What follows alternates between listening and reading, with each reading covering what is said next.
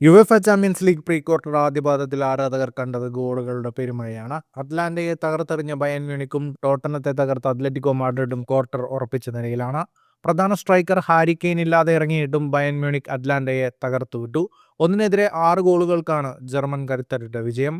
ഇരട്ട ഗോളുകളുമായി Michael Olise തിളങ്ങിയപ്പോൾ Serge Gnabry, Nicolas Jackson, Stanisic, Jamal Musiala എന്നിവരും ബയണിനായി ലക്ഷ്യം കണ്ടു. മാഡ്രിഡിൽ നടന്ന പോരാട്ടത്തിൽ ടോട്ടനത്തിനെ നേരിടേണ്ടി വന്നത് ഒരു പേടി സ്വപ്നമായിരുന്നു.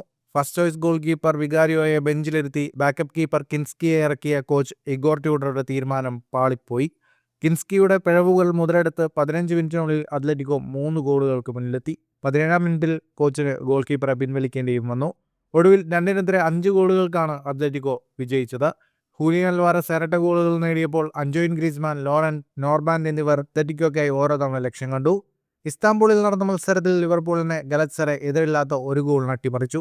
7-ാം മിനിറ്റിൽ മരിയോ ലുമിന നേടിയ ഹെഡർ ഗോളാണ് ലിവർപൂളിന്റെ വിധി മാറ്റിയത്. കോർണറുകളിൽ നിന്ന് ഗോൾ വഴങ്ങുന്ന ലിവർപൂളിന്റെ പതിവ് ദൗർബല്യം ഇവിടെയും വില്ലനായി.